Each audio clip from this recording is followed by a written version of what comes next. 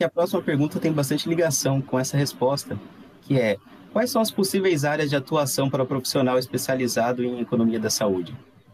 Então, vejam vocês, como eu falei, vamos dizer assim, primeiro, eu tenho um aspecto macro.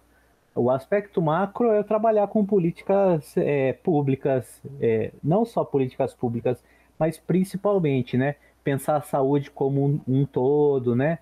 Então, dentro de um município, se a gente pensar que o PIB, grande parte vai para educação e saúde, né? Mas aí você tem aquela lei do teto, então você não pode gastar mais que o teto. E aí pensar macro é pensar que o orçamento na saúde é um só, é um cobertor que a gente sabe que quando puxa de um lado descobre do outro. Então pensar em saúde, economia da saúde de maneira macro é gerir isso.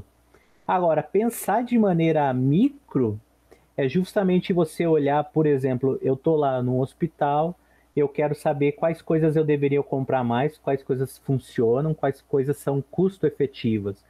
Ah, por exemplo, o que, que é o meu trabalho hoje? Vamos dar dois exemplos aqui, né? Um de pesquisa e um que é um trabalho muito mais aplicado.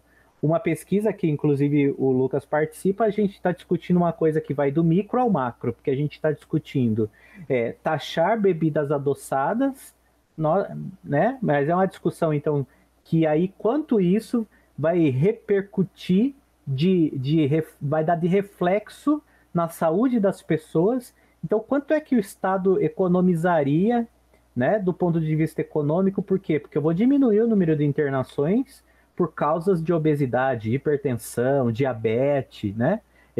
Diabetes leva à amputação, tudo isso tem um custo.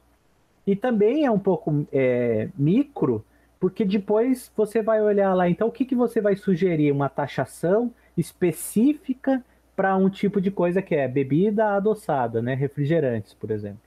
Uma outra área que eu tenho atuado, que é a do Ministério da Saúde, as indústrias demandam lá, olha, Ministério, eu quero que você passe a comprar esse medicamento X aqui.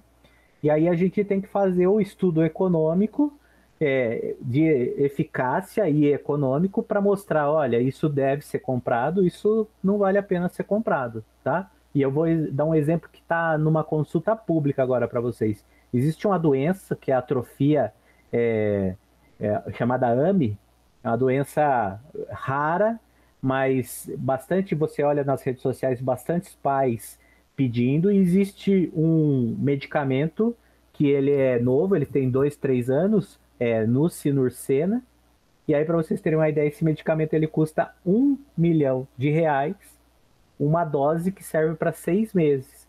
Uma criança com R$ 1 milhão, ela toma por 6 meses, às vezes o máximo que ela consegue é melhorar o reflexo mexendo o dedo, abrir o olho. Essa criança está na maca lá. Aí vocês pensam, R$ 1 bilhão. E aí entra numa discussão, esse mesmo R$ 1 milhão, se eu fosse comprar uma vacina hoje, por exemplo, a Coronavac, que custa R$ 10, quanto que eu não compraria de vacina, né? Então, longe de ser uma discussão ética, é uma discussão econômica, porque a gente leva em consideração no cálculo o que salva mais vidas. Não é que nós vamos deixar, como dizem, vou deixar morrer alguém lá. Mas a verdade é que na hora do gestor decidir o que, que eu deveria investir mais, eu vou investir naquilo que salva mais vidas. Esse é um trabalho de economista, né? Então, nós temos hoje no Ministério da Saúde muita demanda e tem muito pouco mão de obra. Eu falo aqui, ó, enquanto professor para vocês, por muito tempo eu tive muitos alunos na área da saúde e poucos economistas. Por quê? Porque exige você entender da economia, mas também exige entender um pouquinho de saúde.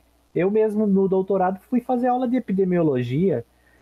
Hoje eu sei o que é epidemiologia, mas o que, que é? Na época eu falava, é coisa de doença, gente, mas eu sou economista, né? Então, ou seja, exige um pouco dessa curiosidade sanitária, mas exige muito mais um conhecimento de economia, né?